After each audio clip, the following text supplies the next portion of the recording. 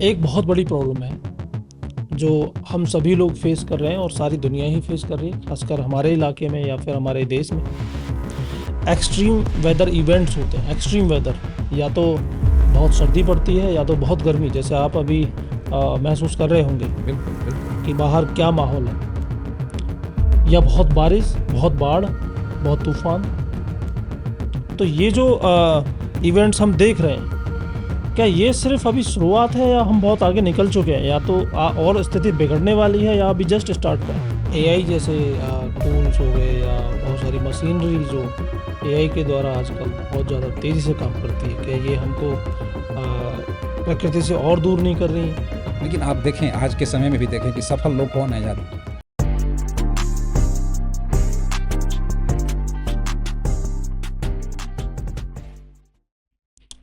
Hello दोस्तों, अगर आपको सांस ना मिले या सांस लेने में कोई कठिनाई हो कुछ चंद सेकंड्स के लिए, तो आपको क्या फील होगा? घबराहट, बेचैनी। लेकिन जिस हवा से हमको सांस मिलती है, उसके लिए हम डेली क्या कर रहे हैं? उसके लिए रोज हम करते क्या है? कुछ भी तो नहीं करते।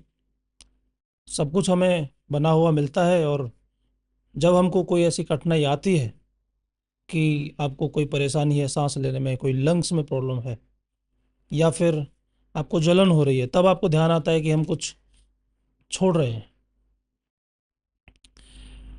यही बात करेंगे आज, प्रकृति की, परंपरा की, और उस रिश्ते की जो अब सिर्फ किताबों में है। सिर्फ किताबों में है। मैं हूं तरुण शर्मा। आप सुन रहे हैं पीएनपी पॉडकास्ट, जहां हम सिर्फ बात नहीं करते, महसूस करते हैं हमारे प्रॉब्लम्स को, जो हमको फील हो रही हैं, जो हमारे आने वाले जनरेशन को फील होने वाली है। आज हमारे साथ हैं एक ऐसे मेहमान जो सिर्फ किताब नहीं लिखते, धरती पर भी लिखते हैं, और एक ऐसी कहानी लिखते हैं जो शताब्दियों तक याद रखी जाए। डॉक्टर राजेश नारायण सिंह। धन्यवाद। जी, धन्यवाद। सर एक लेखक हैं। बुक का नाम है द एंशियंट फुटस्टेप्स। पर्यावरणविद हैं, शिक्षक हैं, और मैत्री जैसे पर्यावरण आंदोलन के जनक हैं। 20,000 से ज़्यादा पेड़ लगाए हैं, या लोगों को लगाने के लिए मोटिवेट किया है। हर शादी को एक ऐसा मौका बना दिया है जहाँ पे 7 फेरे सिर्फ वादे नहीं, पेड़ बन जाते हैं। बात करते हैं सर से। हेलो सर, हाँ, धन्यवाद तरुण कैसा जी। महसूस कर रहे हैं? बहुत अच्छा लग रहा है, आपने आमंत्रित किया और एक ऐसे विषय पर बात रखने के लिए जिसकी आवश्यकता आज है। जी सर। हमारे बच्चे जाने, युवा पीढ़ी जाने, क्योंकि वहीं आज वर्तमान है और उन्हीं के साथ पूरा भविष्य जुड़ा हुआ है। जी सर। तो वैश्विक स्तर पर ये बातें जाएं, लोग समझें इसको कि हमारी परंपराएं क्या थी, प्रकृति के साथ हमारा लगाव कैसा था। तो बड़ा अच्छा लगा आपने आमंत्रित किया। सर कोई ऐसा पल जहाँ पर आपको लगा कि अब तो कुछ ना कुछ करना ही होगा पर्यावरण के लिए? ऐसा कौन सा पल था जहाँ पे आपको ज़्यादा ज़रूरत फील हुई, ज़रूरत महसूस हुई कि ये करना है, पर्यावरण को सुधारना है, बचाना है? ऐसा कोई ऐसा पल? निश्चित तौर पर जीवन में तो ऐसे कई पल आते हैं, लेकिन हमारी इस यात्रा की शुरुआत तो बचपन से ही एक तरीके से आप कहें। जी। तो मैं ये देखा करता था कि हमारी जो दादी थी, हम्म। वो जो हमारे पालतू पशु थे उनके प्रति लगाव रखती थी, पक्षियों के प्रति लगाव रखती थी। पर्व त्योहारों में वृक्षों के प्रति कितना समर्पण का भाव था वो हमने उन लोगों ने उस समय देखा। जैसे एक एग्जाम्पल मैं आपको देता हूँ कि हम लोग बचपन में इस बात को उस समय नहीं समझ पाते थे कि इसका क्या मतलब है, लेकिन वो निर्देश होता था घर में कि पहली रोटी ये बाबू लो। हम लोग उस भोजपुरी क्षेत्र से हैं, तो दादी कहा करती थी, बाबू ला एक गाय के दे आओ, यानी इस रोटी को लीजिए और जाकर गाय को इसको खिलाइए। अंतिम रोटी वो कुत्ते के लिए होती थी। बिल्ली आसपास कहीं नजर आ जाए और कभी संजोग से आकर के दूध पी ले, तो उस पर बहुत क्रोध मैंने कभी नहीं देखा उन लोगों के मन मस्तिष्क पर। वो होता था कि चलिए उसके भाग्य का था, उसने पी लिया। मतलब ये कि पशुओं के प्रति, पक्षियों के प्रति, वृक्षों के प्रति जो शुरुआत से ही एक दृष्टिकोण रहा, जिस पृष्ठभूमि मैं पला और बढ़ा, तो वहाँ से लगा कि नहीं, ये तो चीज़ें बड़ी महत्वपूर्ण हैं और इनके साथ एक सुकून भी मिलता है। तो वहाँ से मैंने इसको देखना और समझना और सीखना शुरू किया। और ये पल जो जीवन के थे उस बचपन में, वो स्मृतियों में जब रहे तो धीरे धीरे करके वो दृढ़ होता चला गया और ये लगा कि इस क्षेत्र में निश्चित तौर पर कुछ किया जाना चाहिए। आप एक सरकारी शिक्षक थे। उस यात्रा को पूरा करते हुए आप एक पर्यावरणकारी आंदोलन आपने बनाया। वो जर्नी आपने कैसे स्टार्ट की? तो ये मैंने प्रारंभ में कहा कि लगाव तो बचपन से ही था, लेकिन शिक्षा के क्षेत्र में मैं जब आया तो सरकार की तरफ से भी कई योजनाएं चलती हैं। हर विद्यालय में इको क्लब्स हुआ करते हैं और इको क्लब के माध्यम से पर्यावरण की गतिविधियां चलती हैं। तो एक सहज क्षेत्र मेरे लिए प्राप्त हुआ कि एक क्लब बनाया जाए, बच्चों को पर्यावरण से संबंधित गतिविधियां सिखाई जाएं, बताई जाएं और संवर्धन का कार्यक्रम चले। तो वहाँ से होते होते धीरे धीरे ये हुआ कि केवल विद्यालय में जो बच्चे आते हैं वो अपने परिवेश से प्रभावित होते हैं। तो जिस परिवेश में ये जाते हैं उस परिवेश तक भी ये बात पहुंचनी चाहिए, जहाँ बड़े भी हैं, उनसे छोटे भी हैं, उनके अग्रज भी हैं, उनके बड़े बुजुर्ग भी हैं। तो उन लोगों के जेहन में भी ये बात आए कि हम क्या कुछ खो रहे हैं। हमारे पास जो समृद्ध जो विरासत थी और आज जो कुछ है जिसकी वजह से हमारी चिंताएं बढ़ रही हैं, जी। हम असंतुलन के शिकार हो रहे हैं, हम्म। तो उसको पुनः हम कैसे प्राप्त करें। तो मन में ये विचार आया कि इसको समाज के लोगों तक ये बात पहुंचाई जाए, उनसे संवाद स्थापित किया जाए, उनसे आग्रह किया जाए कि इस क्षेत्र में हम लोग कुछ आगे बढ़ें, आगे कुछ करें। आपने एक बुक अभी लिखी है जो पब्लिश होने वाली है, जिसका नाम है द एंशियंट फुटस्टेप्स। ऐसी किताब को लिखने का जो एक प्रेरणा आपको मिली, वो कहाँ से मिली? और ये बुक ही क्यों लिखना है, ऐसा कुछ आप बता पाएँ इसके बारे में? तो ये तो है कि आप फिजिकली लोगों को कन्विंस कर सकते हैं, अपनी बात लोगों तक कह सकते हैं जो आपसे मिलते हैं, लेकिन जो आपसे नहीं मिल पाते उन तक आपकी बात कैसे जाए। अब तो बहुत बड़ी सुविधा है कि केवल किताबें ही माध्यम नहीं हैं, सोशल मीडिया के बहुत सारे प्लेटफॉर्म्स हैं जिनसे ये वर्तमान जो अभी पीढ़ी है, जो बच्चे हैं, ज़्यादा जुड़े हुए हैं। युवा हैं, वो हम्म। बहुत ज़्यादा उनसे लगाव रखते हैं। हम लोगों को याद है कि हम लोगों की जब छुट्टियां हुआ करती थी, या हम लोगों के बहुत वर्षों बाद तक भी बचपन, हम लोगों ने वो दृश्य देखा है कि बच्चे छुट्टियों को एंजॉय करते थे प्रकृति के साथ, हाँ, बिल्कुल। वृक्षों के साथ, पशुओं के साथ, पक्षियों के साथ, किसी प्राकृतिक उपादान के साथ।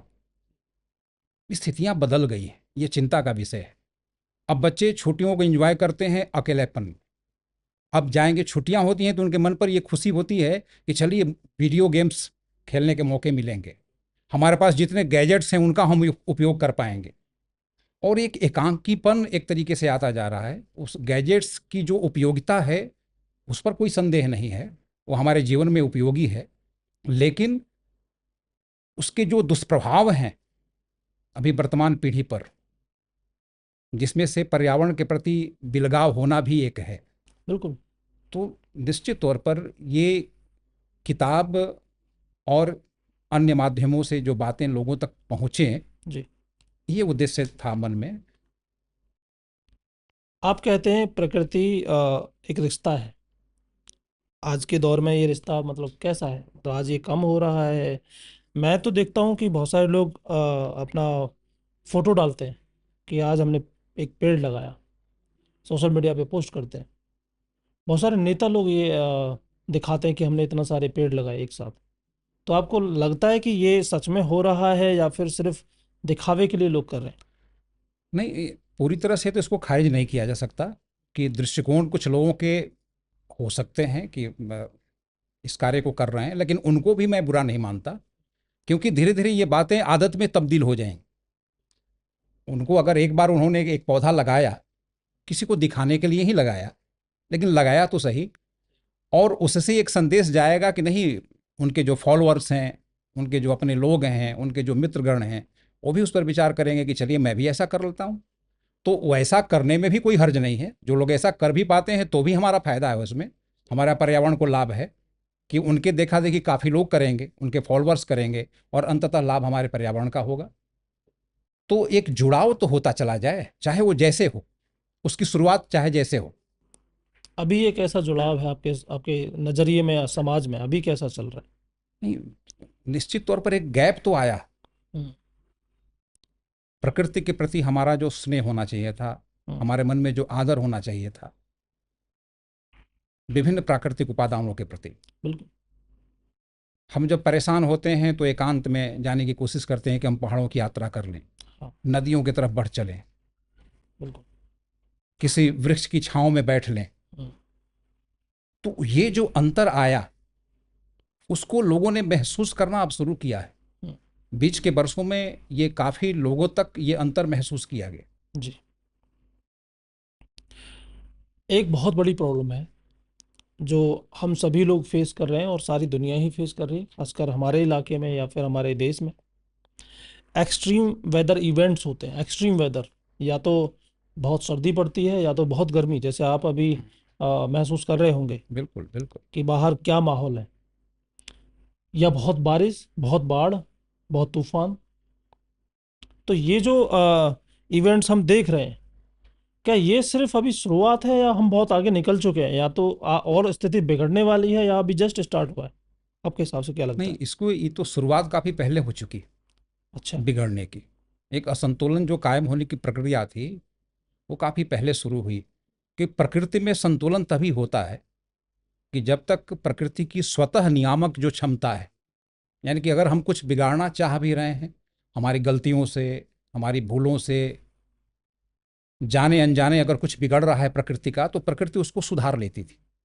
हाँ। एक स्वतः नियामक जो उसकी क्षमता थी, लेकिन वो तब जवाब दे गई जब लगातार हमने प्रकृति के साथ छेड़छाड़ करना शुरू किया। जैसे कि? अब आप, नदियों के अंदर ये क्षमता है, हम्म। उनका जल स्वच्छ, रहेगा। पारदर्शी, बिल्कुल। अमृत तुल्य, लेकिन हमने थोड़ा गंदा नहीं किया। हम्म। उनके प्रति जो हमारे मन में पवित्रता का भाव था जी। उसको कहीं ना कहीं हमने त्याग दिया। तो जितना कचरा था वो आपके उद्योगों से, समय कारखानों का हो, हम्म, शहरों का हो, हम्म, वो सब हमने डालना शुरू किया। तो निश्चित तौर पर वहाँ तो फिर वहाँ स्थिति अनुकूल नहीं रह पाएगी। और वही नदियाँ जो आपको अमृत तुल्य जल प्रदान करती थी, वही जल आपके जीवन के लिए फिर घातक होना शुरू हो जाएगा।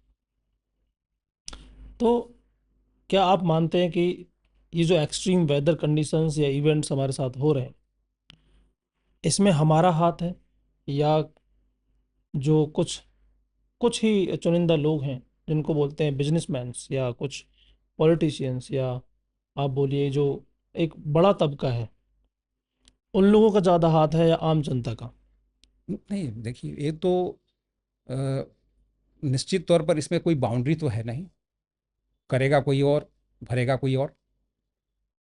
जो उद्योगपति हैं निश्चित तौर पर कहीं ना कहीं देश के विकास में सहयोग तो दे रहे हैं, लेकिन पर्यावरण के जो मानक हैं, पर्यावरण हितैषी विकास कैसे कर सके, इस पर चिंता जरूर होनी चाहिए थी।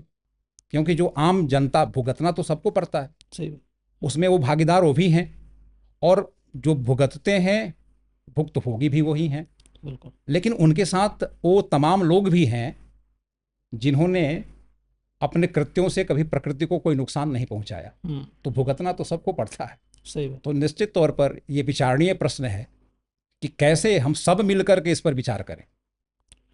क्या आपको भी लगता है कि सर, अगर हम बहुत ज़्यादा विकास की बात करेंगे कि विकास होना चाहिए, बड़ी बड़ी कंपनियां ओपन हो, बड़े बड़े कारखाने, इकोनॉमी बढ़े देश की, खासकर हमारे हर युवा वर्ग को रोजगार मिले, बहुत ज़्यादा लाइक डेवलपमेंट हो, तो अगर हम नेचर को जब लेके सोचते हैं, तो वहाँ पे विकास जो जैसा शब्द है, जो डेवलपमेंट जैसा शब्द है, क्या वो रुकावट नहीं डालता है?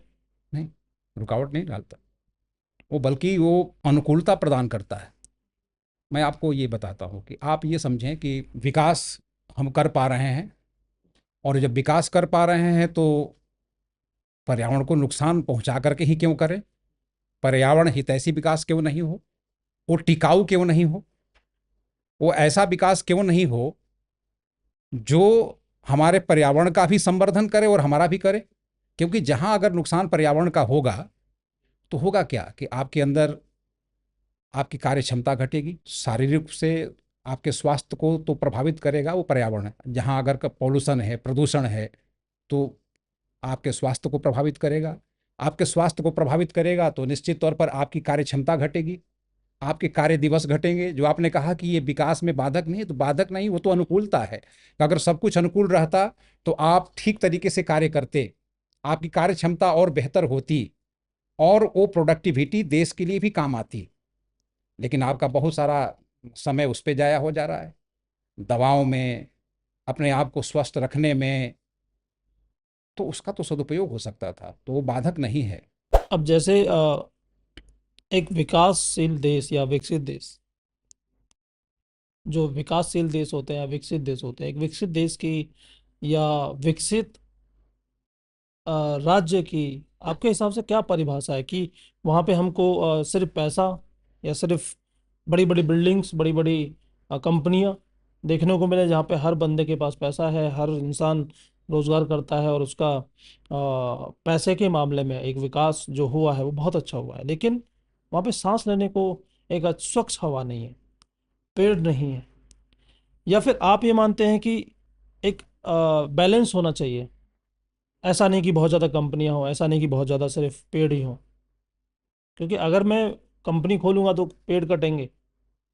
क्योंकि जैसे आपने ग्रेटर नोएडा देखा होगा या नोएडा देखा होगा, पहले वहाँ पे बहुत सारे जंगल थे, लेकिन आज आज बड़ी बड़ी मीनारें हैं, बड़ी बड़ी बिल्डिंग्स हैं, बड़ी बड़ी कंपनियां हैं, जबकि वहाँ पे पैसे के हिसाब से देखा जाए तो बहुत विकास हुआ है।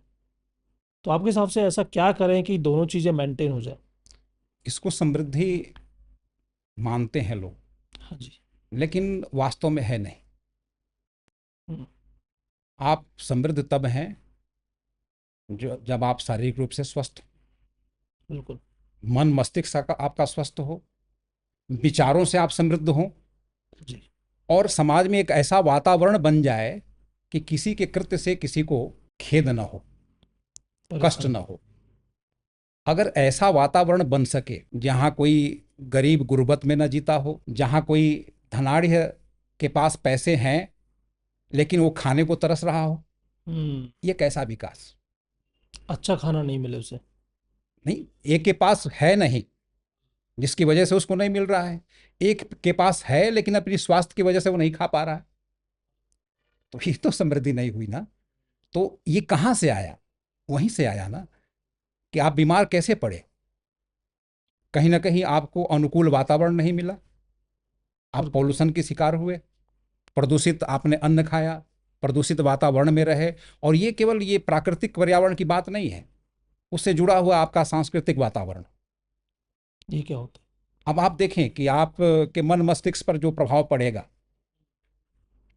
आपके अंदर स्ट्रेस आएगा, तनाव आएगा। है? बिल्कुल। जिस तरह का अन्न आप खाएंगे वैसा। उस तरह के विचार आपके अंदर उत्पन्न होंगे। आपके शरीर में अगर कोई तकलीफ होगी तो सामने वाले को आप अच्छे दृष्टिकोण से नहीं देखेंगे, चाहे आपके अंदर ये हो, आप बहुत अच्छे व्यक्ति हैं, बहुत अच्छा भाव है, लेकिन अस्वस्थता की स्थिति में निश्चित तौर पर सामने वाला आपको बहुत अच्छा नजर नहीं आएगा। वो लगेगा कि नहीं ये तो इन सबका प्रभाव पड़ता है पूरे जीवन पर। तो इसलिए पर्यावरण के साथ मित्रता, जो आपने। पर्यावरण हितैषी विकास हम्म। और टिकाऊ विकास, बिल्कुल। वो समृद्धि है। बिल्कुल। जब ये बातें हो सके साथ साथ, तभी हम लोग मानेंगे कि हम समृद्ध हो रहे हैं। हम्म। कहीं नुकसान पहुंचा करके अपने आप को, अब कंक्रीट का जंगल चाहे हमने खड़ा कर लिया, हाँ। लेकिन आज आवश्यकता तो पड़ रही है ना कि हर कंक्रीट के स्ट्रक्चर के आसपास फिर से पेड़ पौधे लगाने पड़ रहे हैं। बिल्कुल।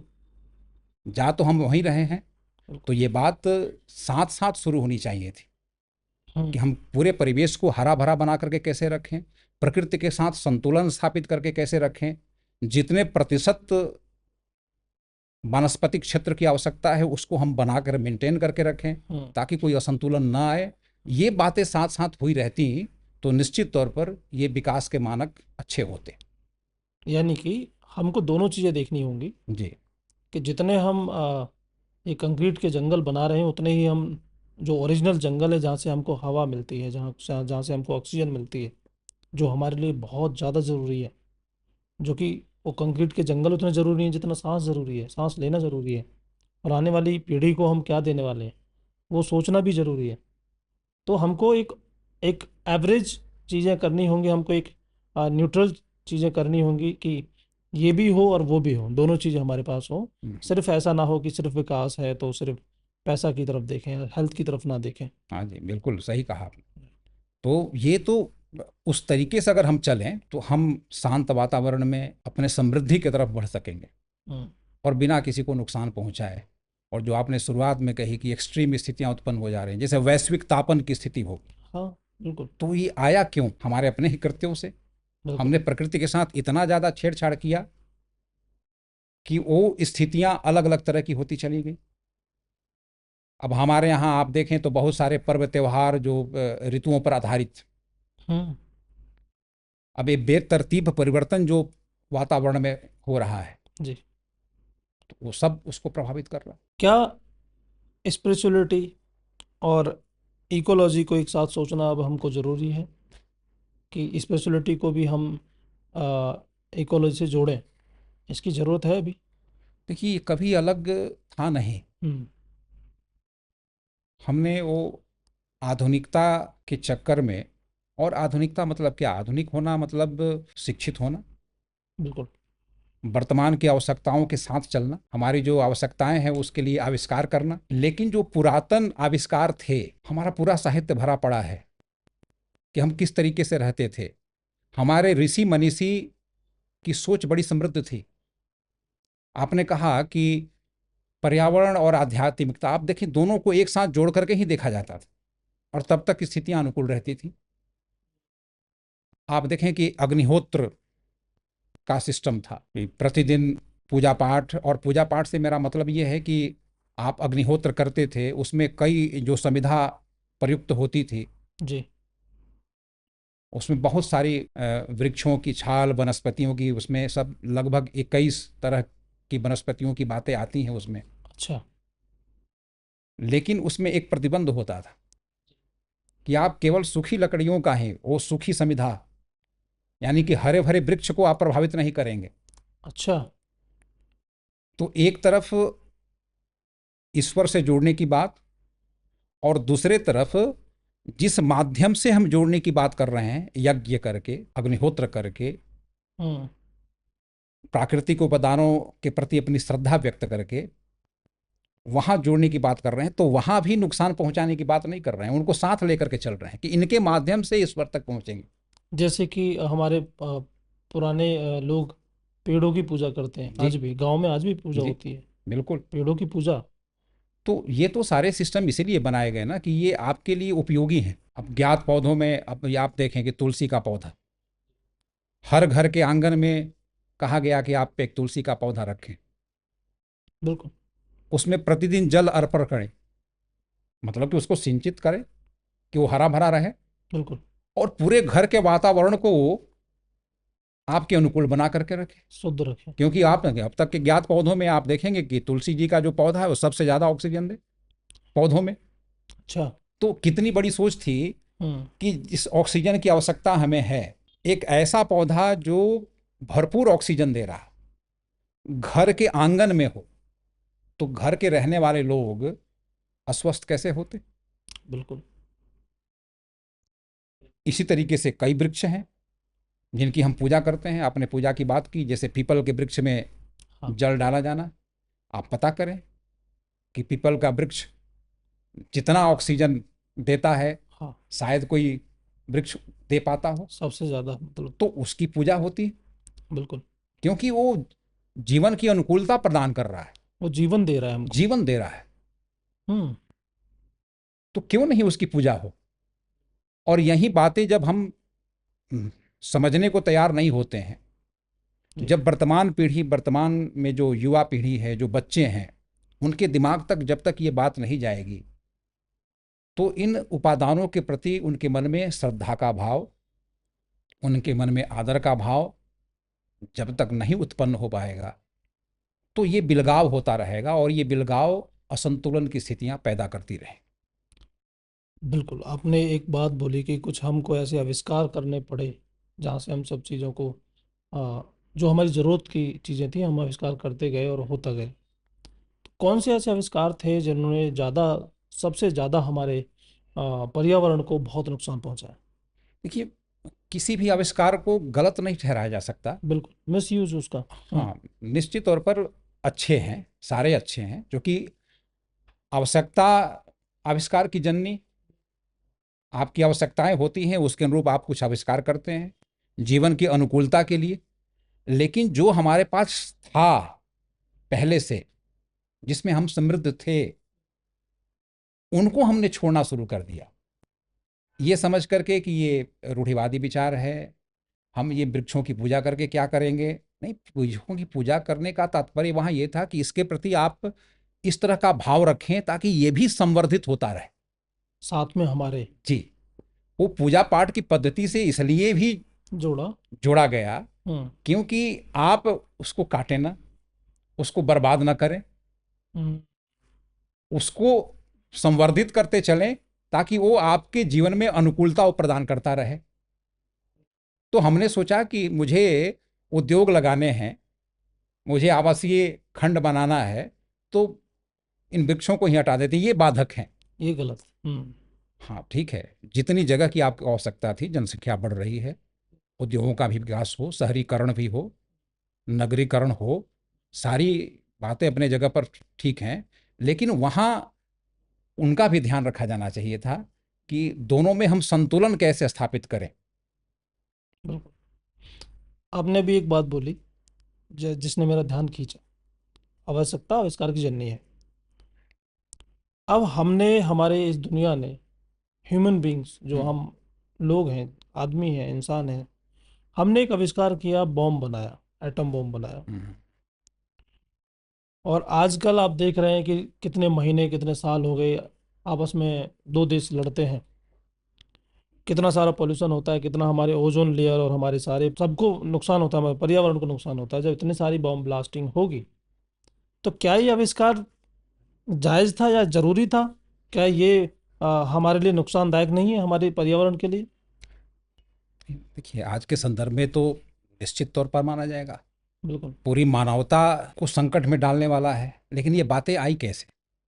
जहाँ से आपने शुरू किया कि ये आवश्यकता आविष्कार की जननी है, तो आवश्यकता ऐसी महसूस हुई ही कैसे? मतलब क्या ये आवश्यकता थी भी? नहीं, यही मैं कहना चाहता हूँ कि आवश्यकता महसूस हुई कैसे? जी। आपके अंदर लिप्सा बढ़ी कि हम दूसरे की भूमि का अतिक्रमण कर लें, हम व्यापार में उस देश से ज़्यादा समृद्ध हों। ये एक स्वाभाविक स्तर पर तो ठीक था। जैसे हमारे देश का कंसेप्ट क्या है कि सर्वे भवन्तु सुखिनः, सर्वे सन्तु निरामया। हम लोग तो इस बात को मानते हैं, बिल्कुल। पूरी वसुधा को अपना कुटुंब मान करके चलते हैं, वसुधैव कुटुंबकम, वसुधैव कुटुंबकम की बात करते हैं। तो हमारे अंदर कभी ये लिप्सा नहीं रही हमारे देश में।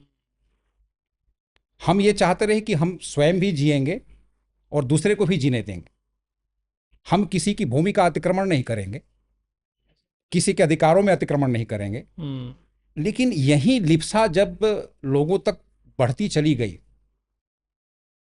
तो उन्होंने इस आवश्यकता को महसूस किया कि फिर मैं अपनी सुपरमेसी कैसे कायम रखूंगा, हम एक दूसरे को दबा करके कैसे रखेंगे। तो इस तरह के आविष्कार होने शुरू हुए। तो प्रकृति के साथ अगर लगाव रहता सबका, तो आपके मन में इस तरह की लिप्सा नहीं होती और शायद इस तरह के आविष्कारों की आवश्यकता नहीं पड़ती। बिल्कुल सही, बहुत अच्छा। क्या आप मानते हैं कि ये जो आजकल हमारे समाज में बहुत ज़्यादा बेचैनी, डिप्रेशन और असंतुष्ट होना जैसी चीज़ें हो रही हैं, बहुत ज़्यादा बड़े स्तर पे हो रही हैं, क्या इसका कारण यही है कि हम प्रकृति से दूर जा रहे हैं? क्या हम प्रकृति से प्यार ही नहीं करें, हम बस टेंशन है, टेंशन में है कि हमको सफलता नहीं मिल रही है, हमको ये नहीं हो रहा है, वो नहीं। क्या यही रीज़न है कि प्रकृति से दूर जाने का रीज़न, ताकि इसी वजह से हमें बहुत ज़्यादा बेचैनी और डिप्रेशन जैसी चीज़ें हो रही हैं? हाँ, बिल्कुल अच्छा सवाल है आपका। आपने ठीक कहा कि ये व्यक्ति तो आज जो तनाव का वातावरण बन रहा है, हाँ बिल्कुल। तो ये तनाव हमारे अंदर आता कहाँ से? जी। हमारे अनुकूल अगर कार्य नहीं हो रहे हैं, हमें सफलताएं प्राप्त नहीं हो रही हैं, सफलताओं के लिए वातावरण का अनुकूल होना भी आवश्यक होता है। बिल्कुल। तो मैंने जैसा कि प्रारंभ में कहा कि आपका प्राकृतिक वातावरण और आपका सांस्कृतिक वातावरण दोनों आपके अनुकूल हो, बिल्कुल। तो आपके अंदर तनाव की स्थिति आएगी नहीं। हम्म। और जब आपके अंदर तनाव की स्थिति नहीं आएगी, हम्म। तो निश्चित तौर पर आप शांत चित्त होकर के अपने कार्य को सही तरीके से कर पाएंगे, और आप ज़्यादा अपने समाज के लिए, अपने परिवार के लिए और अपने देश के लिए आप फ्रूटफुल अच्छे साबित हो पाएंगे, अच्छे काम कर पाएंगे। अच्छे काम कर पाएंगे। जब हम अच्छा, हमारा मस्तिष्क होगा, अच्छे विचार होंगे, तो फिर अच्छे ही काम करेंगे। और वो कब होगा? जब हम अच्छा खाएंगे। अब जैसे आप तनाव की आपने बात की, अगर आप वृक्ष की छांव में बैठ करके हम्म। गहरी सांस आप ले रहे हैं, अब तो हम लोग योगा की बात कर रहे हैं ना, बिल्कुल। धीरे धीरे पूरी दुनिया भारत के इस महत्वपूर्ण संदेश को समझ रही है और सारे लोग जुड़ रहे हैं हम्म। कि योग और प्राणायाम का हमारे जीवन में क्या महत्व है। बिल्कुल। आज योग दिवस भी है। जी। तो अगर इसको हम अपना करके चलें, तो आपके अंदर तनाव कहाँ से आएगा? बिल्कुल। और जब तनाव नहीं आएगा, तो सहज वातावरण में आप कार्य करेंगे, स्वच्छ वातावरण। आपकी सफलता ज़्यादा सुनिश्चित होगी। बिल्कुल। जो आप प्राप्त करना चाहते हैं, जिस लक्ष्य को, उसको ज़्यादा बेहतर तरीके से प्राप्त कर सकेंगे। बिल्कुल। तो ये निश्चित तौर पर आपके लिए एक मार्गदर्शक तरीका होगा प्रकृति के साथ जुड़ने का, जिससे आप अपनी सफलता को भी बेहतर बना सकें। बिल्कुल। मैं आपकी एक जो आपकी बुक आने वाली है, उसके कुछ हिस्से को पढ़ रहा था। जी। उसमें आपने लिखा है कि मिट्टी में मेमोरी होती है, मिट्टी में एक याद होती है, एक एक जो जो हम काम करते जा रहे हैं वो उसको याद रखती जाती है। तो आपको क्या लगता है कि इस बात को आप हमारे नए ज़माने के युवाओं को आप कैसे समझाएंगे कि मिट्टी में हमारी यादें, हमारी मेमोरी, हमारा विकास, हमारा सब कुछ वहीं से है, और कितना ज़रूरी है हमको अपनी पृथ्वी को बचाना, अपने मिट्टी को बचाना, वातावरण को बचाना? देखिए ना, तो सहज तरीके से ये कहा जाता है कि मिट्टी की सुगंध आप कहीं भी चले जाएं, उसको आप कभी भूल नहीं पाते। जननी और जन्मभूमि दोनों को स्वर्ग से भी बेहतर माना गया। जननी जन्मभूमिश्च स्वर्गादपि गरीयसी। तो उस मिट्टी, जिस मिट्टी में आप पले बढ़े, वो मिट्टी सब कुछ अंकुरित कर रही है, आपको अपने गोद में पाल रही है, आपका पोषण कर रही है, आपकी स्मृतियों को संजो करके रख रही है। तो उसकी यादें आपके मन में बनी रहती हैं। इसका सीधा सा मतलब है कि वो तो संजो करके रख रही है, तभी तो आप कहीं ना कभी जब आते हैं तो उससे पुनः जुड़ जाते हैं। हाँ बिल्कुल, सही बात। आपको वो यादें बुलाती हैं कि नहीं, हाँ, मेरे घर के आंगन में ये पौधा था, मेरे पूरे परिसर में ये वृक्ष था, उसकी छाँव में मैं ऐसे बैठा करता था, उसको मिट्टी की जड़ें उसको ये करके चलती थीं, उस मिट्टी ने ये उत्पन्न किया, उस मिट्टी ने जो अन्न दिया उससे हमारा पोषण हुआ, हम पल्लवित हुए, फिर पुष्पित हुए, और अब बहुत तरह की सफलताएं हमने प्राप्त की। तो ये सारी स्थितियां तो उस मिट्टी से सही हैं। जी। मिट्टी ना हो तो फिर, और आप ये देखें ना कि आप जितने भी संस्कार आपके हैं, जो हम लोग की संस्कृति में, जी। आपका जन्म होने से लेकर के, अब तो हम्म। मैं एक्चुअली कहूँ तो गर्भाधान से पूरे अंत्येष्टि तक, आप जिन तत्वों से निर्मित होते हैं उन तत्वों में विलीन हो जाते हैं। वो मिट्टी ही सब कुछ है। जैसे कि आप मिट्टी से बनते हैं और फिर उसी मिट्टी में विलीन हो जाते हैं। तो उस मिट्टी का तो बड़ा महत्व है ना, वो सब कुछ वहीं समाहित किए हुए है, वहीं मूल है। हम भी तो मिट्टी ही है। हम भी मिट्टी हैं। उसी मिट्टी से, उन्हीं तत्वों से बने हैं जो उस मिट्टी में है। हम्म। और उन तत्वों से जो हमारा निर्माण हुआ, पुनः हम जाकर के फिर उसी में मिल जाते हैं। हमारा अंत वही होना है। अंत वहीं होना है। तो ये बीच का जो हमारा सफ़र है, हमारी बीच की जो यात्रा है, हम्म। इस यात्रा में उसके महत्व को भी हम समझ करके रखें, तो कोई असंतुलन की स्थिति उत्पन्न न हो, ये मेरा मानना। बहुत बढ़िया। ये जो जंगल, नदियाँ, एक शांत माहौल, ये जो कुछ चीज़ें हैं, क्या ये अभी भी हमें उतनी ही शांति दे सकते हैं, उतना ही अ, तनाव से मुक्त कर सकती हैं, करती हैं आपके हिसाब से? जैसे मैं कभी यहाँ पे रहता हूँ तो मुझे बहुत ज़्यादा टेंशन होती है या बहुत ज़्यादा तनाव होता है कि काम का, ये करो वो करो, लेकिन जब मैं जाता हूँ पहाड़ों में तो मुझे बहुत एक रिफ्रेशिंग फील होता है। मुझे एक ऐसा लगता है कि मैंने बहुत कुछ जो मेरे बोझा है वो कुछ टाइम के लिए हट चुका है। तो ये तो आपने ही इस प्रश्न का उत्तर दे दिया। स्वतः अनुभूत जो बातें हैं आपकी, जी। कि आप जब तनाव महसूस करते हैं, जब बहुत कुछ बोझ महसूस करते हैं, तो आप पहाड़ों पर चले जाते हैं, उनकी यात्रा में चले जाते हैं। वहाँ कल कल बहती नदियों के किनारे हाँ, आप बैठ लेते हैं, झरनों के किनारे बैठ लगते हैं। आपको एक अलग तरह की शांति महसूस होती है, जो यहाँ नहीं मिलती। जो यहाँ नहीं मिलती है। हम्म। तो क्या ये बातें ये नहीं बताती हैं कि प्रकृति के साथ हमको जुड़ करके रहना चाहिए? बिल्कुल, कितना ज़रूरी है। आप वहाँ से फिर से जी। आप एनर्जी लेकर के आते हैं एक तरीके से। बिल्कुल। ऊर्जस्विता आपकी तभी बढ़ रही है जब आप प्रकृति की गोद में जा करके अपने आप को वहाँ सौंप देते हैं बिल्कुल। कि यहाँ मैं इस तरीके से रहूँगा और फिर से कुछ नया लेकर के मैं जाऊँगा। एक शांत चित्त, एक अंदर कार्य करने की एक अलग ऊर्जस्विता। क्या कोई आदमी जो पहाड़ों पे बहुत ज़्यादा फ्रिक्वेंटली नहीं जा पाता है, क्या वो अपने आसपास ऐसा माहौल बना सकता है कि मैं वहाँ ना भी जाऊँ और वही अनुभूति जो मुझे वहाँ होती है वो मेरे आसपास हो जाए? ऐसा क्या करूँ? नहीं, देखिए, तो ये हर व्यक्ति के लिए संभव नहीं है कि वो पहाड़ों की यात्रा ही कर ले। बिल्कुल वही। लेकिन सबके लिए ये संभव है कि एक स्वाभाविक लगाव उसके मन में प्रकृति के प्रति हो।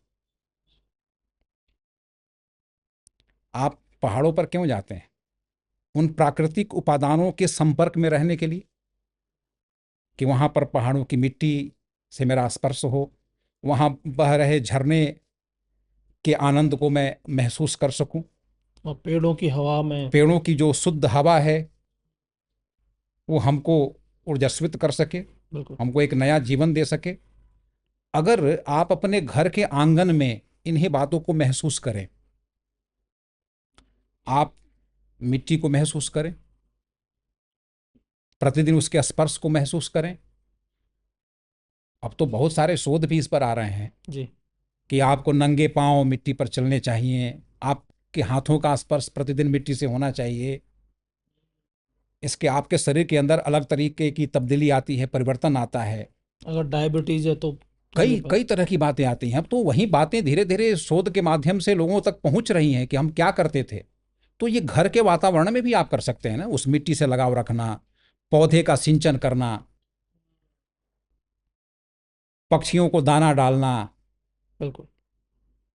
तो ये छोटी छोटी जो बातें हैं, पौधों के सिंचन को लेकर के, पशु पक्षियों के प्रति लगाव को लेकर के, या जो मैंने कहा कि मृदा के प्रति आपके दृष्टिकोण को लेकर के, कि उसका भी हम संरक्षण करें, हम्म। उसका अपरदन होने से उसको बचाएं, मिट्टी को प्रदूषित न करें, साफ सफाई जल रखें। को प्रदूषित न करें, हम्म। जल को बर्बाद न करें। हाँ। तो ये तो मैसेज हम हर घर में हमारे पास हो सकता है। वहां से हम प्रकृति के साथ लगाव महसूस कर सकते हैं। बिल्कुल।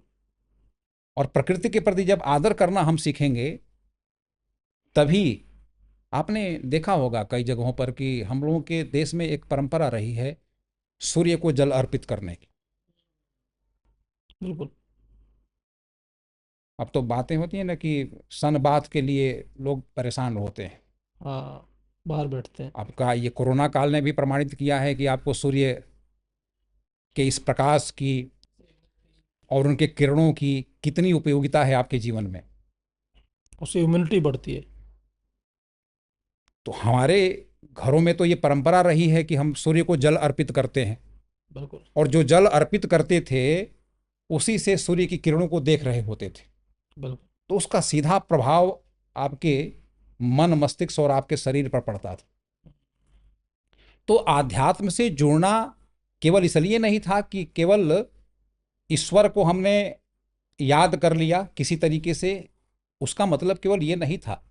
ईश्वर को याद भी आप तभी कर पाएंगे जब आपका मन, चित्त स्वस्थ होगा, और स्वस्थ चित्त से जब आप ईश्वर को याद करते हैं तो आपके कार्यों में गति भी आती है। हम्म, तो बच्चे वहाँ से सीख सकते हैं, वहाँ से वो संस्कार उनके अंदर आता है, वो स्वाभाविकता आती है। बिल्कुल।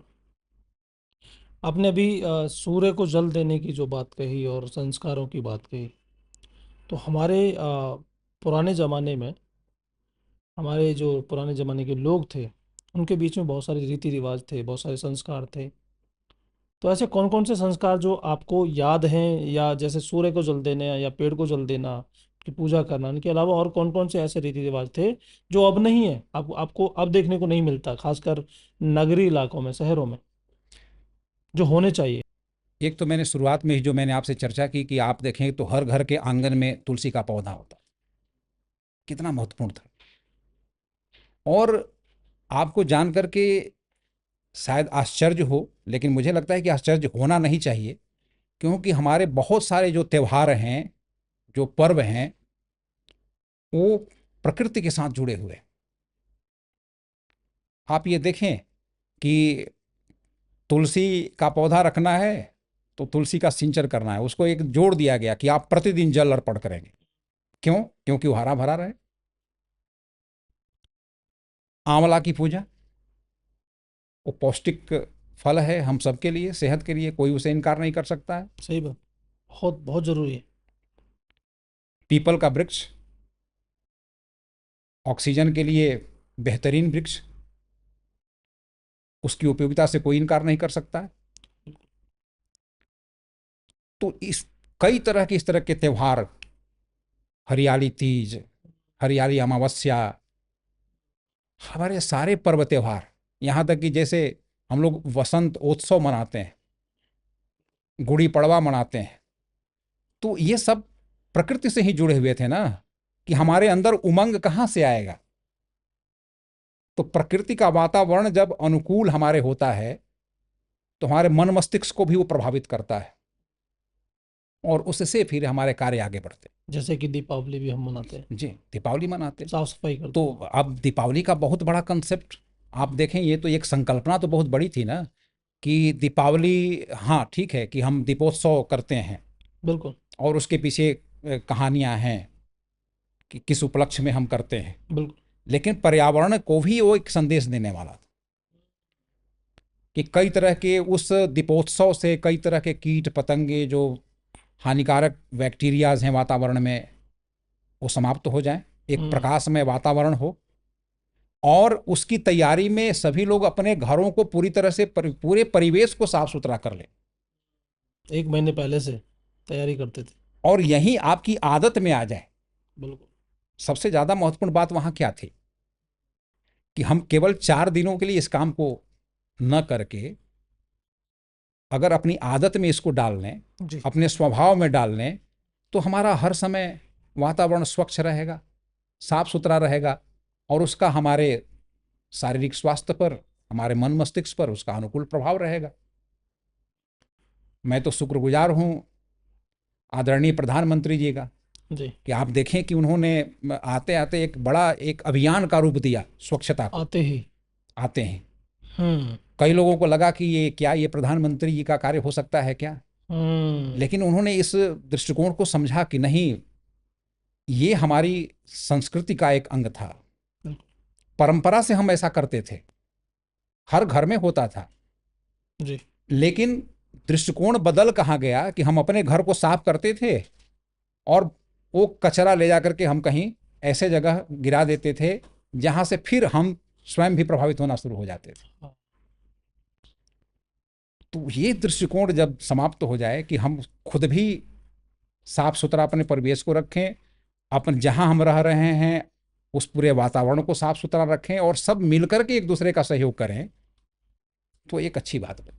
ऐसा मैंने भी कई बार महसूस किया है कि जितने भी हमारे त्योहार हैं, जितने भी सारे त्योहार ऐसे हैं जो पर्यावरण जागरूकता के प्रतीक हैं। चाहे वो दिवाली है, चाहे जैसे आपने बोला हरिहर तीज, और भी ऐसे जैसे सूर्य नमस्कार करना या सूर्य को जल देना या प्रकृति से जुड़ना, पानी को साफ रखना, अपने आसपास की सब चीज़ों को साफ रखना, तो हमारे ये। वो देखिए ना, हम लोग तो, मैं तो बिहार से हूँ, जी। और बिहार में बहुत बड़ा अनुष्ठान हम्म। महापर्व छठ का होता है। छठ होता है जी। पूरा पूर्वांचल का जो इलाका है, हम्म। और छठ का जो पर्व होता है, हम्म। वो सबसे पवित्र पर्वों में से एक माना जाता है। बिल्कुल। बिल्कुल। आपको पूरी शुद्धता का ध्यान रखना होता है, पूरी पवित्रता का ध्यान रखना होता है। और होता कहाँ है? प्रकृति की गोद में। बिल्कुल। यानी कि आप किसी जलीय खंड में, तालाब में, नदी में आप खड़े होकर के, और प्रकृति के ही एक सबसे बड़े उपादान आप सूर्य देवता सूर्य को देव। जल अर्पित करते हैं। षष्ठी के दिन करते हैं, बिल्कुल। फिर अगले दिन सूर्योदय के समय फिर अर्घ्य अर्पित करते हैं। हम्म। निश्चित तौर पर इसका वैज्ञानिक कारण भी है, उस तिथि का भी, कि अच्छा। उस समय कहीं ऐसा तो नहीं है कि सूर्य की पराब बैगनी किरणें कुछ ज़्यादा प्रभावित करने वाली हों पूरे वातावरण को, हम्म। और हम सजग होकर के अपने आप को सहजता से प्रकृति के प्रति लगाएं, ताकि हमारे मन मस्तिष्क पर उसका प्रतिकूल प्रभाव न पड़ करके अनुकूल प्रभाव पड़े। तो ये तो व्यापक तरीके से, मैं तो बिल्कुल।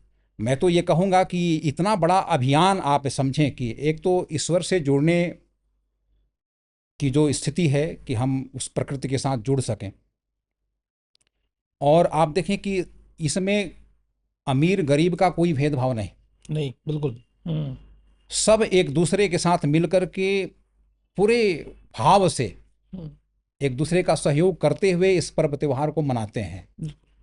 तो प्रकृति के साथ जुड़ाव का एक बहुत बड़ा, और जैसा कि आपने कहा कि बहुत दिन पहले से इसकी तैयारी शुरू हो जाती है, हम्म। स्वच्छता का पूरा ध्यान रखा जाता है। अब हम्म। आप देखें, यहीं पर एक बात तो थोड़ी सी मुझे विचित्र नजर आती है। जी। इसी बात को दुरुस्त करने का प्रयास है, अच्छा। एक छोटा सा। बताइए। अभी छोटा प्रयास ही मैं इसको मानूंगा। एक बार एक याद आता है कि एक जंगल में आग लगी, जी। और सब लोग परेशान होने लगे। आसपास के बहुत सारे लोग जा कर के और वहाँ उस आग को बुझाने की कोशिश करने लगे। हम्म। इस दौरान किसी की नज़र एक ऐसे पक्षी पर गई, वो गौरैया पर, जी। जो बगल के जलीय खंड से जाती थी, चोंच से पानी उठाती थी और आकर के वहाँ डाल देती थी। लोगों को बड़ा आश्चर्य हुआ कि ये गौरैया, ये इसकी हिम्मत देखी, इसके बुझाने से ये आग बुझ जाएगी क्या? हम्म। लोगों ने उपहास करना शुरू किया कि ये क्या कर रही है। अच्छा। तो जब बातें आई कि क्यों कर रही है, हम्म। तो उत्तर क्या था, जो एक अलग तरह का दर्शन है, कि जब कभी इतिहास लिखा जाएगा तो मेरा नाम आग लगाने वालों में नहीं, बुझाने। आग बुझाने वालों में लगा। मेरा एफर्ट कितना बड़ा है हम्म। ये मायने नहीं रखता, मैं एफर्ट कर रहा हूं ये ये मान। मायने रखता है। तो इसलिए उस प्रयास की आवश्यकता है। वो प्रयास बेहतर बन सके एक दूसरे के सहयोग से, और पूरे आंदोलन में वो तब्दील हो जाए, तो जाकर के वैश्विक स्तर पर एक अलग तरह का वातावरण बने। बिल्कुल। आजकल जो आधुनिकता की बात हम करते हैं कि आधुनिकता आधुनिकता आधुनिकता, ये चीज़ हमको करनी है, बढ़ाना है, तो क्या जैसे एआई जैसे टूल्स हो गए या बहुत सारी मशीनरी जो एआई के द्वारा आजकल बहुत ज़्यादा तेज़ी से काम करती है, क्या ये हमको प्रकृति से और दूर नहीं कर रही है?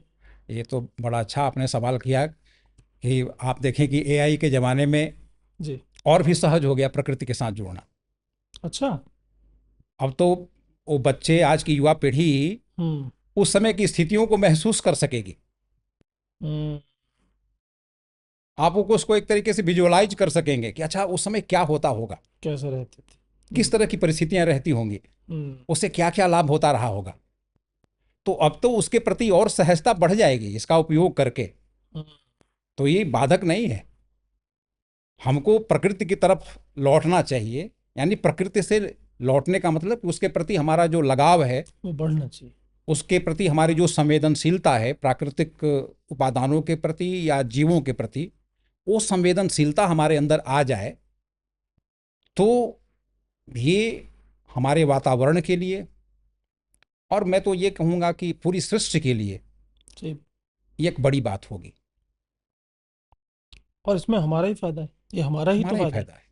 हम अपने लालच के लिए कर रहे हैं ये चीज़, अगर हम प्रकृति को बचा रहे हैं बिल्कुल, तो हमारा ही फायदा है। हमारा ही फायदा है। बिल्कुल। हमारा ही फायदा है। अंततः तो इसी पृथ्वी के हम वासी हैं ना।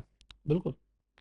ये पृथ्वी जिसे हम माँ कहते हैं, उसी के तो हम उत्पाद हैं, और उसके उत्पाद हैं तो हमारा भी कर्तव्य बनता है कि जैसे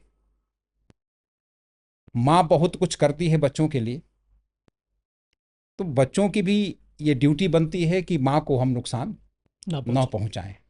जिस तरीके से एक अवस्था ऐसी होती है कि जब बच्चों को परवरिश की आवश्यकता होती है, उनके हम्म। माता पिता उनकी परवरिश करते हैं, ठीक उसी तरीके से एक अवस्था ऐसी भी आती है जहाँ पर उन बच्चों को अपने माता पिता का, अपनी माँ का ध्यान रखना होता है कि हम उनको फिर किस तरीके से रखें, किस तरीके से उनको लेकर के चलें। कि हम सिर्फ लेने वाले ना बने, हम लेने वाले ना बने। देने वाले भी बने। बिल्कुल। कि अगर हम ले रहे हैं यहाँ बिल्कुल। से कुछ तो हम दें। केवल पाता नहीं हूँ, केवल हाँ। रिसीव ना करते जाएं, मैं दाता भी हूँ। दाता भी मैं बनूं। हम्म। और तभी ये संबंध ठीक तरीके से आगे बढ़ेगा। आज की इस तेज जिंदगी में पंच तत्व से जुड़ने का सबसे आसान तरीका क्या है?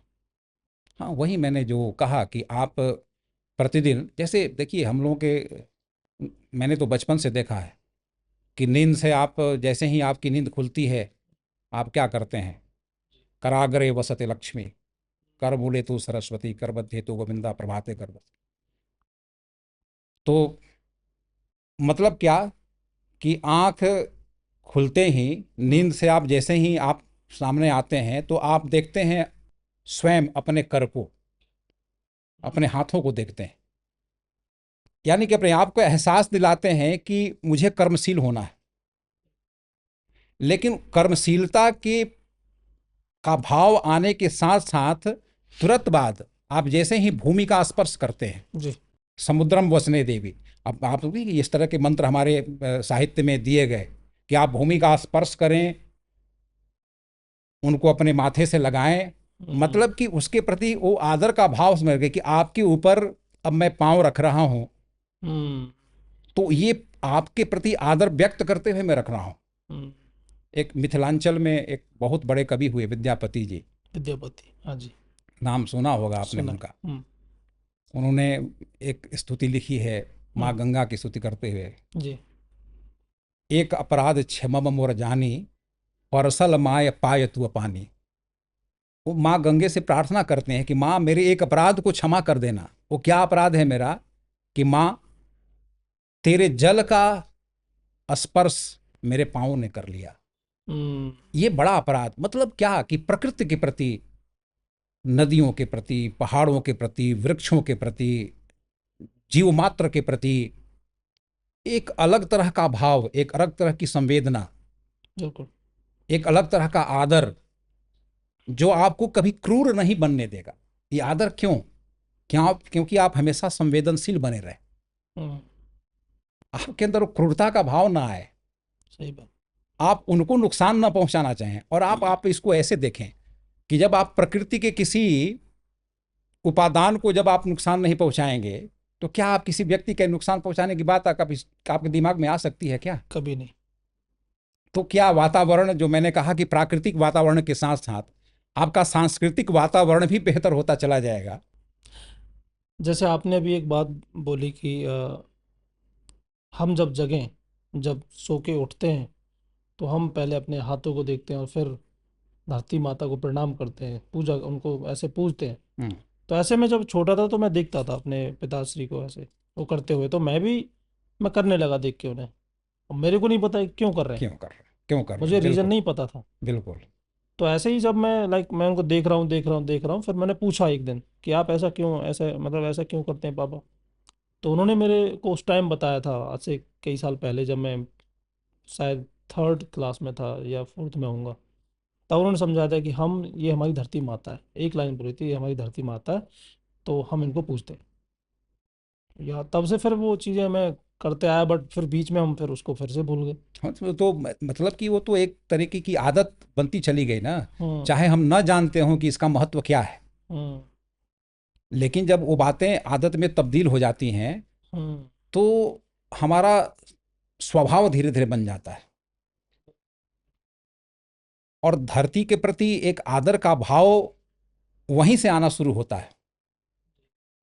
हम संस्कारित भी वहीं से होते हैं।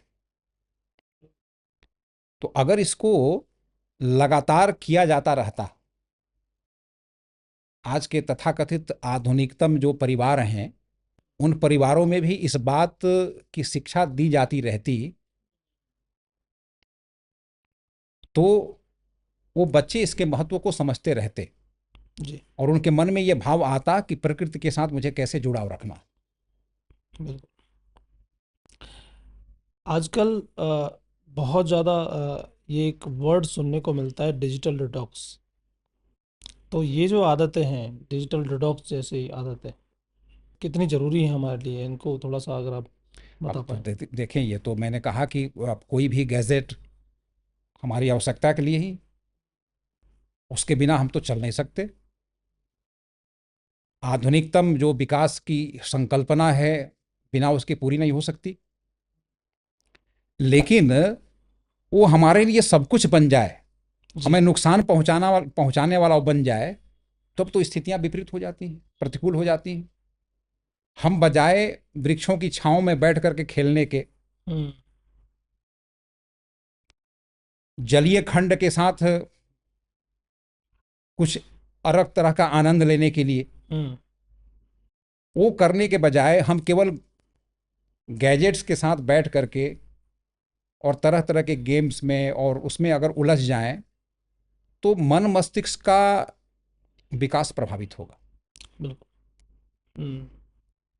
थोड़े समय के लिए अभिभावकों को भी ऐसा लगता लगता है, महसूस होता है कि अच्छा, हमारे छोटे बच्चे भी हैं जो ये सारा गैजेट्स चला पाते हैं, हाँ, उनमें पारंगत हैं, उन्हें अच्छा लगता है ये देख उन्हें के। अच्छा लगता है कि हाँ ये कर रहा है। ठीक है, एक सीमा तक वो खुशी आपकी जायज हो सकती है, लेकिन वहाँ फिर जैसे ही उसका अतिक्रमण होता है कि उसी में उलझ करके रह जाता है, उसका बचपना उसी तक सीमित हो जाता है। न वो मिट्टी के स्पर्श को महसूस कर पाता है, न जल के स्पर्श को महसूस कर पाता है, न खुले आकाश के नीचे वो सितारों को निहारते हुए अपनी स्थिति के बारे में जान पाता है।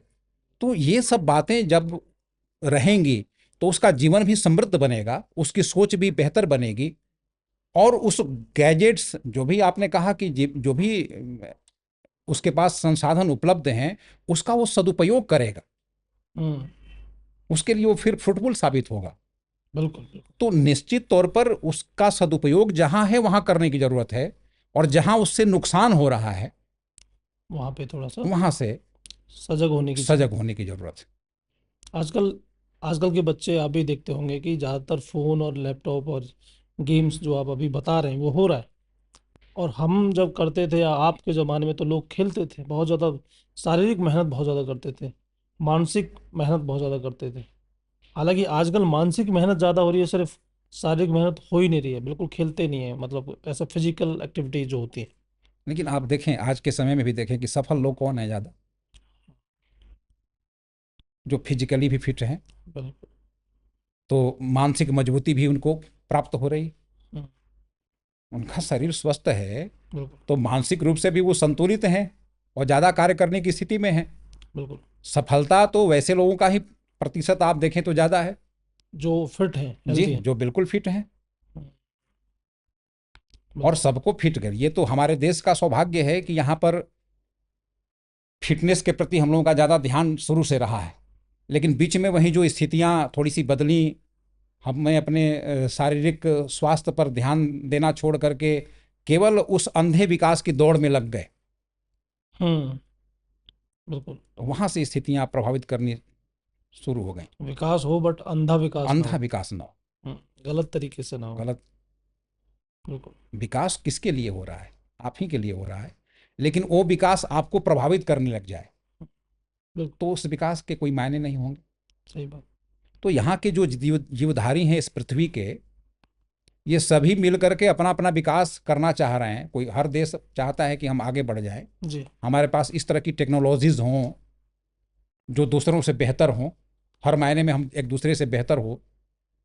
तो किसके लिए? हम्म। अपने सुख समृद्धि के साधन आप बढ़ा रहे हैं ये समझ करके कि ये हमको और ज़्यादा बेहतर बनाएगा, बिल्कुल। लेकिन वही विकास आपको पीछे ले जाने लगे, आपका हम्म। ह्रास करने लग जाए, तो फिर उसके कोई मायने नहीं। सही बात।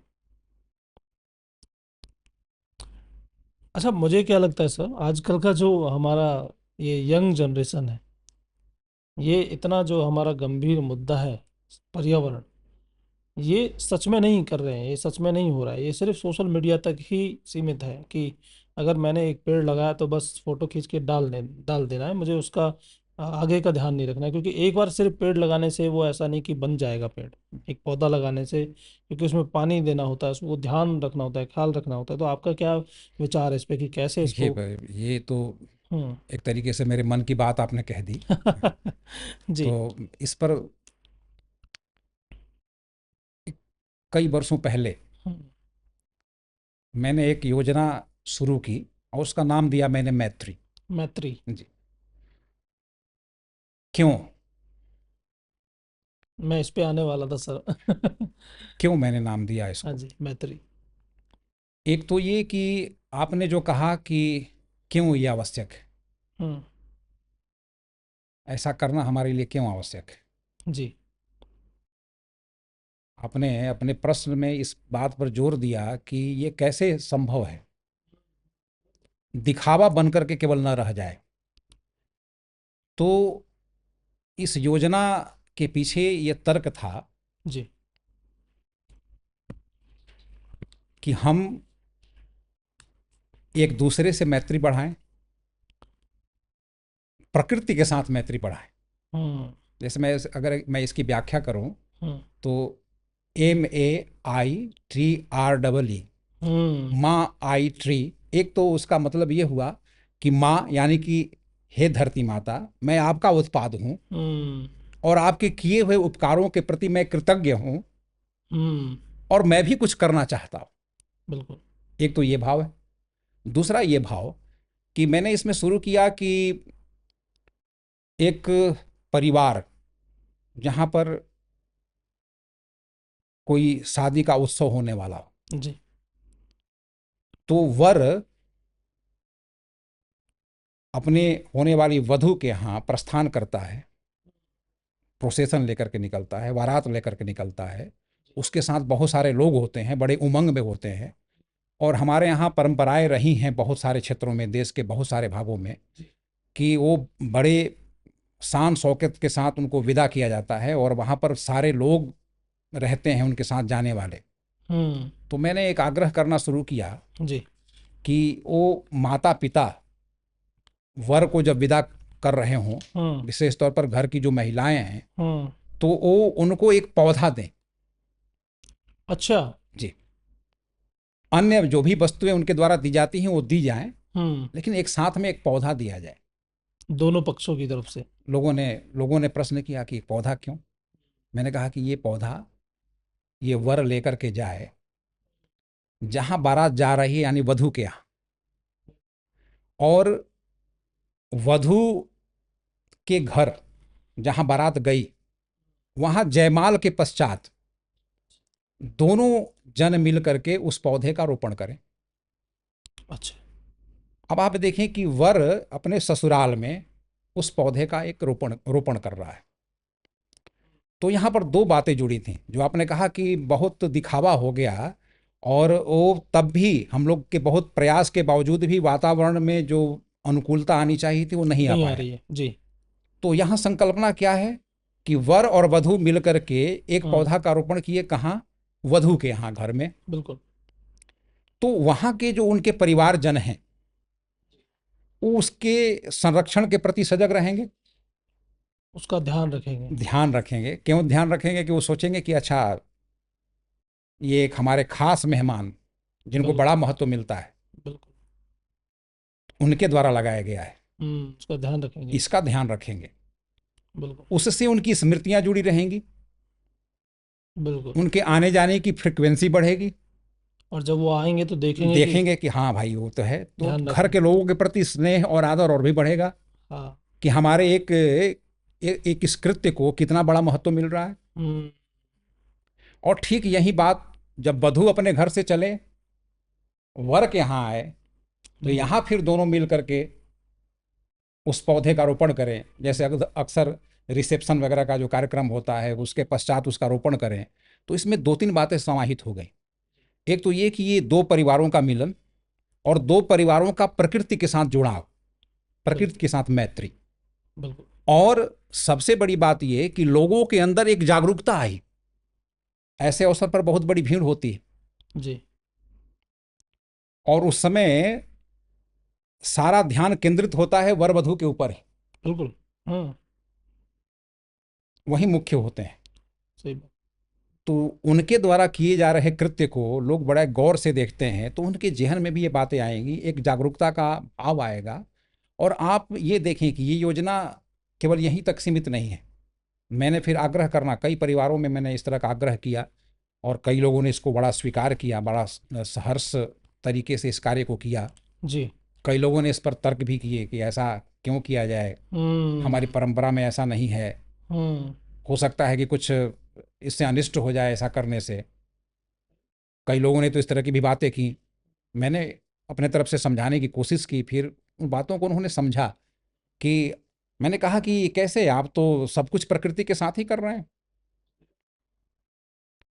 हरिद्रानुलेपन की आप बात करते हैं, आप पूजा पाठ करते हैं, तो घर में ऐसे वस्तुओं के प्रति आप स्नेह रखते हैं, आप आदर रखते हैं जो प्रकृति से जुड़ी हुई हैं। बिल्कुल। तो ये कहाँ से अनिष्ट करने वाला हो सकता है? आपके घर में तुलसी जी का पौधा है, आप चारों तरफ पेड़ पौधे आपके लगे हुए हैं, ये आपका फायदा पहुंचा रहे हैं या आपको अनिष्ट कर रहे हैं? तो लोग समझ जाते हैं इस बात को कि नहीं नहीं, ये भी बिल्कुल। किया जा सकता है। तो यहीं तक ये सीमित नहीं रहा, इसको थोड़ा सा और विस्तार दे करके, जैसे कई विद्यालयों में इस तरह की योजनाएं हमने चलानी शुरू की। अब जो विद्यालय जिनकी देख रेख और कुछ मार्गदर्शन मेरे माध्यम से वहाँ प्राप्त होता है, वो हम्म। ईश्वरचंद विद्यासागर एकेडमी जो सासाराम में, अच्छा। और एक बाल भारती पब्लिक स्कूल करके। जी। तो इनके साथ साथ अन्य संस्थाओं पर भी मैंने इस बात को लेकर के संपर्क साधने की कोशिश की कि बच्चों तक ये बात जाए, बच्चे अपने जन्म दिवस के अवसर पर, और केवल यहीं तक नहीं, हर व्यक्ति के नाम से एक पौधा लग जाए। तो जब आप स्वयं रोपण करते हैं, और ऐसे स्थान पर जहां अनुकूलता हो कि आपका यहाँ रोपण आप कर सकते हैं। आप कह रहे हैं कि ये जो पेड़ हम पौधा लगा रहे हैं उसका नाम अपने नाम का रख दें। जी बिल्कुल, यानी कि आपकी स्मृतियों में भी हो, ऐसे जगह पर आप लगाएं कि आप उसकी देख रेख कर सकें। और नहीं कर सकें, वैसी अनुकूलता अगर प्राप्त आपको नहीं हो पा रही है, तो आप गमले में लगाकर उसकी सेवा करें, उसका भी लंबे समय तक फायदा होता है। बिल्कुल। तो हर व्यक्ति, अब तो आप देखें ना कि जो आपने प्रश्न किया कि एक पूरा वातावरण जागृत हो जाए, हर व्यक्ति जागृत हो जाए, तो सरकारों के बहुत बड़े प्रयास की आवश्यकता नहीं रह जाएगी। हम्म। सही बात। और एक सबसे बड़ी बात क्या है कि महाजनों येन गतः सह पंथा, जहां बड़े लोग इसका अनुसरण करना शुरू कर देते हैं, हम्म। तो बाकी सभी लोग उस तरफ चल पड़ते हैं। बिल्कुल। अभी माननीय प्रधानमंत्री जी ने लोगों से आग्रह किया कि माँ के नाम एक पौधा पौधा लगाओ। लगाइए, एक पेड़ लगाइए। बड़े पैमाने पर देश में ये कार्यक्रम शुरू हो गए, तो एक बड़ी जागरूकता आई लोगों के अंदर। तो इस तरीके से घर में कोई भी उत्सव हो रहा हो, उस उत्सव के अवसर पर अगर पौधारोपण एक अनिवार्य रिचुअल बन जाए, तो एक बहुत बड़ा आंदोलन, और भारत इस आंदोलन का वाहक बन जाएगा विश्व भर के लिए कि पर्यावरण की तो फिर समस्याएं ही नहीं रह जाएंगी। क्योंकि हमारे यहाँ इतने सारे इवेंट होते रहते हैं, बिल्कुल। शादियां हैं, बर्थडे हैं, त्योहार हैं, इतनी सारी चीज़ें हैं। सब। और उस पर एक छोटा सा एफर्ट आपका एक पौधा लगा दो। एक बहुत बड़ा काम कर जाएगा, एक बड़ा आंदोलन बढ़ जाएगा कि बिल्कुल। सरकारों का बहुत सारा संसाधन, बहुत बार बातें होती भी हैं ना कि इतना खर्च हो गया, हाँ। इतने सारे पेड़ों को लगाने पर, पर्यावरण को समृद्ध करने पर, नदियों की सफाई पर बहुत सारे पैसे खर्च हो गए सरकार के। जी। उसमें बहुत बार भ्रष्टाचार का भी आरोप लगता रहा है विभिन्न सरकारों पर। हम्म। तो आप ये देखें कि अगर सहज जागरूकता लोगों के अंदर आ जाए, हम्म। हर व्यक्ति के अंदर आ जाए, तो ये सरकारों का जो संसाधन, जो देश का संसाधन, जो पैसा जो है सरकारें खर्च करती हैं ऐसी इन कार्यों के लिए, ऐसी योजनाएं लाने में। ऐसी योजनाएं लाने में, उस वो भी तो बच जाएंगी और बस। विकास के अन्य कार्यों में वो खर्च हो पाएंगी, बिल्कुल। आपकी समृद्धि को और बढ़ावा देगा। बिल्कुल सही बात। ये बात आप इससे सहमत हो पा रहे हैं? बिल्कुल सर, बिल्कुल बिल्कुल। क्योंकि इतनी सारी योजनाएं गवर्नमेंट लाती है, ये स्टेट गवर्नमेंट या सेंट्रल गवर्नमेंट, लेकिन वहाँ पे फिर भ्रष्टाचार हो जाता है, उस पैसे का सही उपयोग नहीं हो पाता। लेकिन अगर आम जनता अगर ये चीज़ करने लगे कि अपने आसपास सफाई रखे, अपने पेड़ों को बचाए, अपने नाम का एक पेड़ लगाए, या अपने इन सब जो आपने बताया कि शादी पे पेड़ गिफ्ट करो, हम्म। जो एक बहुत बड़ा आंदोलन बन सकता है। लाखों शादियाँ होती हैं साल में, करोड़ों शादियाँ होती हैं। तो ये कितना बड़ा एक काम हो सकता है, जो कि एक छोटा सा काम है, बस 2 मिनट का काम। तो ये बहुत बड़ी एक सोच है आपकी, जो कि शायद मेरे हिसाब से लोग अपनाएंगे। नहीं, मैं तो ये कहूँगा कि जो समाज के प्रबुद्ध लोग हैं, जो अग्रणी लोग हैं, वो केवल राजनीतिक क्षेत्र में नहीं, आध्यात्मिक क्षेत्र में जो हमारे यहाँ जो संत हैं, जो उस तरह की परंपरा के लोग हैं, राजनैतिक क्षेत्र में जो अग्रणी लोग हैं, आर्थिक क्षेत्र में काम करने वाले लोग हैं, बुद्धिजीवी हैं, आम जन हैं, अगर अपने मन मस्तिष्क में इस बात को लेकर के अपना थोड़ा थोड़ा प्रयास करना शुरू कर लें, मैंने क्यों कहा कि समाज के प्रबुद्ध और अग्रणी लोग, तो उनकी बातों का, उनके किए गए कार्यों का समाज के एक बहुत बड़े वर्ग पर बहुत सकारात्मक प्रभाव पड़ता है। बिल्कुल। तो मैं तो आपके अ, माध्यम से ये बात उन लोगों तक पहुंचाना जरूर चाहूँगा जी। कि वो एक आंदोलन के रूप में इसको देखें, इसमें हम्म। अग्रणी भूमिका निभाएं, ताकि आम जन भी इस आंदोलन के साथ जुड़ सके। जबकि इसमें किसी और का नहीं है, खुद का ही खुद फायदा का फायदा है, खुद का फायदा है ना। जो कि इसमें तो अपना ही स्वार्थ है ना। बिल्कुल। अगर हम पेड़ बचा रहे हैं तो। मुझे तो एक बात, आपकी इस बात पर, खुद के फायदे पर, एक बार एक जी। मुझे हम्म। उस वाकये को स्मरण करके हंसी भी आ रही है जी। कि एक बार की बात है कि मैंने अपने ज़िले में मैंने संकल्प लिया कि एक ही दिन में 5,000 पौधों का रोपण किया जाए। अच्छा। तो मैंने सोचा कि ये कार्यक्रम कामयाब कैसे होगा, कैसे ये बात बनेगी।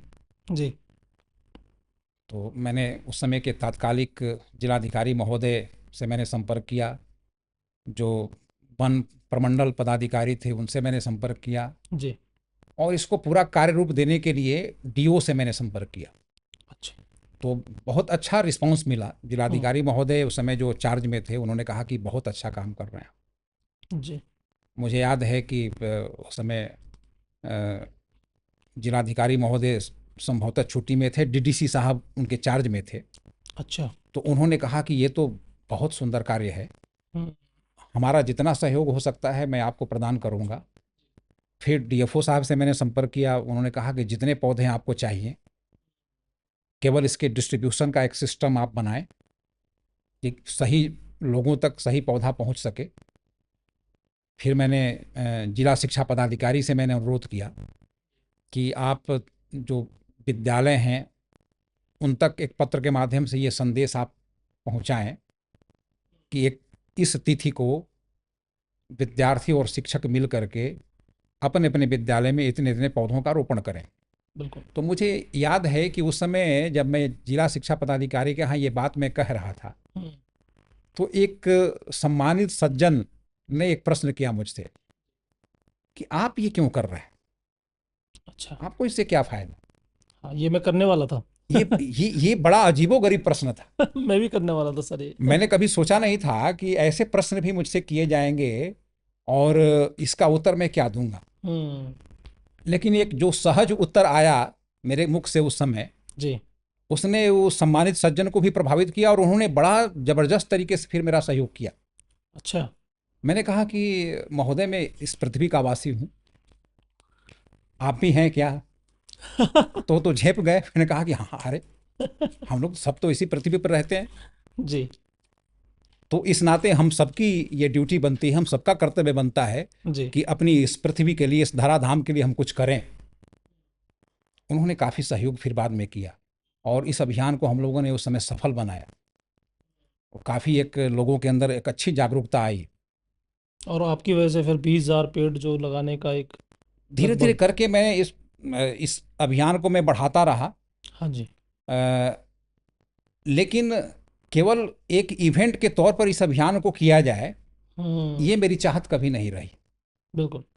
उस समय का एक उदाहरण था कि लोगों को जागरूक करना था, स्कूल के विद्यार्थियों को जागरूक करना था, शिक्षकों को उसके प्रति लगाना था कि आप इसके प्रति संवेदनशील बने, अपने बच्चों को भी ये आप प्रेरित करें, अभिप्रेरित करें बिल्कुल। कि वो ऐसा करें, उनके मन मस्तिष्क में ये भाव बैठ जाए पौधों जी। के प्रति। जी। लेकिन ये अभियान का रूप तब लेगा जब हर व्यक्ति इसके प्रति लगाव महसूस करना शुरू कर दे, जी। और तभी हमारे प्रकृति को बहुत बड़ा लाभ होगा और हम्म। वो लाभ अंततः हमें होगा।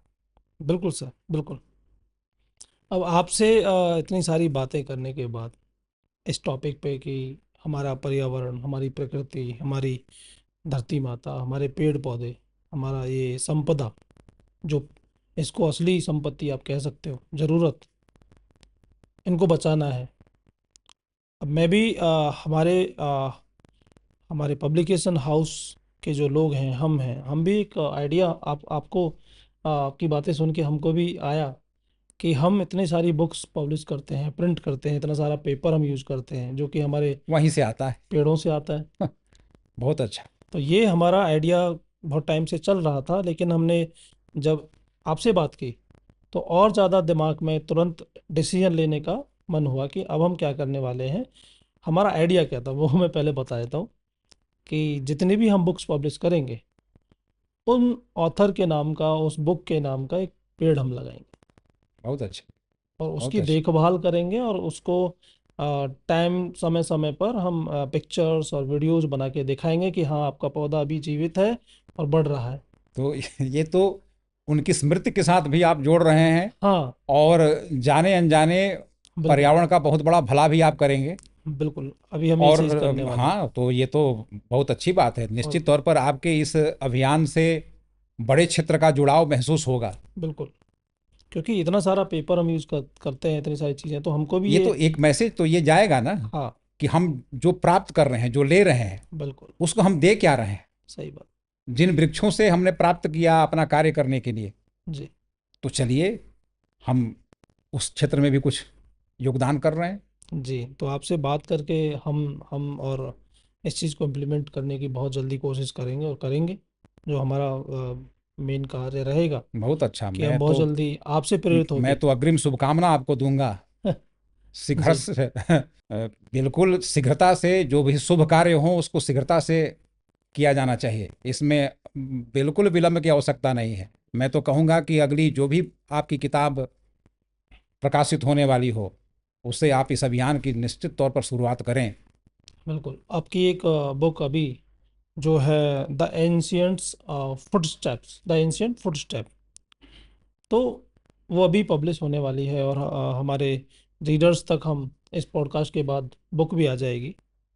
तो उसमें ऐसी क्या चीज़ें आपने रखी हैं जो लोगों को बहुत मदद करेंगी, या कुछ भी ऐसा, लाइक क्या उसमें है कि उनको ये बुक पढ़ना चाहिए? देखिए, इस किताब का उद्देश्य ही यही था हम्म। कि जो हमारी पुरातन हमारी संस्कृति रही है, प्रकृति के प्रति हमारा जो जुड़ाव रहा है, जो लगाव रहा है, उस हमारी जो वर्तमान पीढ़ी है वो विस्मृति की शिकार हो। बिल्कुल। और मैं तो ये भी नहीं कहूँगा कि विस्मृति की शिकार हो गई, बल्कि दरअसल उनके जेहन में ये बातें आई ही नहीं। कि ये भी हो सकता है। आधुनिकता के दौड़ में वो उन बातों को भूलते चले गए, तो उन्हें कहाँ से प्राप्त हो, उनको कैसे एहसास कराया जाए, कैसे ये बात बताई जाए कि हमारी परंपरा कितनी समृद्ध थी, हमारे ऋषि मनीषी किस स्तर तक सोचते थे, अपने वातावरण के लिए, अपने पर्यावरण को समृद्ध रखने के लिए, संतुलित रखने के लिए क्या करते थे। तो वहां से अब की बातों को जोड़ना कि अब हम कैसे उन बातों को भी पुनः अपने स्वभाव में ला करके, अपने सिस्टम में ला करके जी अपने वातावरण का हम भला कर सकते हैं और अपना अंततः भला कर सकते हैं। इसके लिए एक प्रयास है ये पुस्तक के रूप में, कि उसमें ये बातें आएं कि हम पहले क्या करते थे, उससे बिल्कुल। हमें क्या लाभ होता था, और अब हम क्या कर सकते हैं। जी। क्या उन बातों में और अब के जो वातावरण में, हम्म। आपकी जो हमारी आधुनिक जीवन शैली है, क्या उसमें कोई सामंजस्य स्थापित कर सकते हैं या नहीं कर सकते हैं। जी तो निश्चित तौर पर मैंने एक प्रयास किया है कि इस किताब के माध्यम से वो बातें लोगों तक पहुंचाई जाएं, बिल्कुल। लोग उसको पढ़ करके अगर लाभान्वित हो सकें, अगर उसके प्रति एक वातावरण के प्रति थोड़ा लगाव भी बढ़ जाए, बिल्कुल। तो मैं समझूंगा कि मेरा ये प्रयास सार्थक हुआ। बहुत बढ़िया। अब क्योंकि हम इस पॉडकास्ट के अंतिम क्षणों में हैं, और हम मेरे जो सवाल थे बहुत सारे जो मुझे पूछने थे, लगभग उनके आंसर्स मुझे मिल चुके हैं, और जिनके नहीं मिले हैं उनके मैं बुक्स में से ढूंढने की कोशिश करूंगा जब आपकी बुक आ जाएगी। अभी हमारा एक सेशन होता है, रैपिड फायर सेशन, जी जिसमें मैं आपको सवाल करूंगा, आपको जस्ट छोटा सा आंसर देना है ताकि टू द पॉइंट वो चीज़ें आ सके। तो मैं बहुत तेज तेज आपसे जल्दी जल्दी पूछूंगा, आपको फटाफट फटाफट बताना है। कि पहला सवाल है, अगर आप कोई पेड़ बन सकते तो कौन सा पेड़ बनना चाहते? वो पीपल, अच्छा, पीपल का पेड़ जो बनते। लोगों को पूरा जीवन जी। दे। पीपल, वैसे तो आपने कहा कि बहुत संक्षेप में उत्तर देना है, बताइए। हाँ जी। लेकिन मैं ये जरूर कहना चाहूँगा हाँ कि जी। वृक्ष कबहु नहीं फल फके, नदी न संचय नीर, जी। परमारथ के कारणे साधुन धरा शरीर। बिल्कुल। वो ये प्रकृति के जितने उपादान हैं, ये अपने लिए कुछ नहीं करते ना। बिल्कुल सही ये बात। सबसे बड़ी बात यह है कि आप अगर पौधारोपण करते हैं तो पौधा अपने लिए क्या लेता है, वो तो आप ही को सब कुछ देता है ना। बिल्कुल। नदी को आप स्वच्छ रखते हैं तो नदी तो आप ही को सब कुछ प्रदान करती है ना। ये तो अ, माँ गंगा के निर्मल जल को, जी। उनकी पवित्रता को, अमृत तुल्य जल को हमने अपने कृत्यों से प्रभावित किया ना। सही बात। तो माँ गंगे भी तो ये सोच रही होंगी कि बेटे हमारे क्या कर रहे हैं। बिल्कुल सोच रहे होंगे। अच्छा, दूसरा मेरा सवाल है सर, किताबें ज़्यादा सिखाती हैं या हमारा नेचर? अब देखिए, एक तो जी। अ, प्रकृति के साथ जुड़ करके निश्चित तौर पर हम बहुत कुछ सीखते हैं। जी। आप देखें कि हमारे देश में भगवान राम, मर्यादा पुरुषोत्तम राम, जी। महलों से निकल करके जब जंगलों में गए, वहाँ लोगों के साथ इंटरेक्शन हुआ, वहाँ जितनी भी बातें उन्होंने की, वहीं से मर्यादा पुरुषोत्तम बने, वहीं से ईश्वर बने, और जन जन को प्रेरित करने वाले बने। अब बात आती है किताबों की, और इस तरह के बहुत सारे उदाहरण आपको मिल जाएंगे। मैंने ऋषियों मनीषियों की बात की, तो उनकी साधना कहाँ हुआ करती थी? वहीं एकांत में, जंगलों में, वृक्षों के बीच में। वहाँ से उनको बहुत कुछ प्राप्त होता था, आध्यात्मिक चेतना विकसित होती थी, और जन जन के कल्याण के लिए कुछ कार्य किया करते थे। बिल्कुल। किताबों की बात वहाँ आती है तो हम्म। वो सत साहित्य का सृजन भी करते थे, उनका कर्तव्य था। हाँ। क्यों? क्योंकि जो अनुभूतियां उन्हें हुई, हाँ। उन अनुभूतियों को बाकी लोगों तक पहुंचाने के लिए जी। वो किताबें उतनी ही महत्वपूर्ण है। तो दोनों। और अब की जो पीढ़ी है, हम्म। उन बातों को कैसे जानेगी कि अच्छा तब के ऋषि मनीषी कैसे थे, तब का हमारा वातावरण कैसा था। जी। वो किताबें ही उनको बताएंगी कि हाँ, उस समय की जो अनुभूत बातें हैं वो आपके लिए भी फलदायी हो सकती हैं, बिल्कुल। आप भी वो अनुभूति ग्रहण कर सकते हैं। तो आपका एक लाइक ये जो आंदोलन है, मैत्री विवाह, मैत्री जो आंदोलन है, उसमें आपकी ये विवाह होता है जहाँ पे वर और वधू दोनों पक्ष एक दूसरे को एक पौधा गिफ्ट करते हैं। उस टाइम पे आपसे किसी जोड़े ने कोई ऐसा प्यारा सा सवाल पूछा कि ये कुछ भी ऐसा जो आपको बहुत याद हो? हाँ, निश्चित तौर पर एक वर ने कहा कि ये हम्म। तो एक और सामान हमारे हाथ में आ गया, बोझ बन गया। अच्छा, जी। मैंने दूसरे ही क्षण उनसे कहा कि ये अगर ये आप लेकर के वहां तक चले जाएं हाँ। और वधु के साथ आप होने वाली अपनी पत्नी के साथ इसको लगा लें हम्म। और घर के लोग इसकी देखभाल करना शुरू कर दें, बिल्कुल। तो क्या आपकी स्मृति उस पौधे से जुड़ जाएगी, नहीं जुड़ जाएगी? तो उन्होंने बड़ा चौंकते हुए कहा, घर ये तो बड़ी अच्छी बात होगी। तो मैंने कहा कि फिर क्यों नहीं करते हैं इसको? हम्म। एक ऐसा पर्यावरणीय पाप जो आपने भी किया हो बचपन में या अब, जो आपसे भी हो गया हो जाने अनजाने। वो लगभग सबसे हो जाता है जी। बचपने में। प्रायः बच्चे, अब जैसे देखिए हमारे यहाँ तो एक श्रृंखला है ना कि हम्म। अ, पशु पक्षी सबका महत्व है। हम्म। मैंने प्रारंभ में ही आपसे मैंने चर्चा की कि गाय को रोटी देने की बात, बिल्कुल। कुत्ते को रोटी देने की बात, गौरैया को दाना दाना डालने के बाद उनका जी। चहकना, उनका उस परिवेश में होना हम्म। वातावरण को बहुत अनुकूल बनाता था। जी। तो आपने कहा कि इस तरह की स्थितियां लगभग सबके बचपन में हो जाती हैं। हम्म। तितलियों को पकड़ने के क्रम में लगती थी बड़ी अच्छी, हाँ। जी। प्रभावित करती थी। ये सबसे अच्छा, होता है। अब ये लगता था बाल मन अभिप्रेरित होता था कि कैसे चल के उसको पकड़ लें। पकड़ लें। ज़्यादातर तो उड़ जाती थी, जी। लेकिन जो पकड़ में आती थी तो उनको कुछ ना कुछ नुकसान हो जाता था। जी। अब उनको पकड़ने के चक्कर में पौधे की भी फिक्र नहीं होती थी, जिस हाँ। पर बैठी हुई है उसको क्या नुकसान होगा, नहीं होगा, कैसे होगा।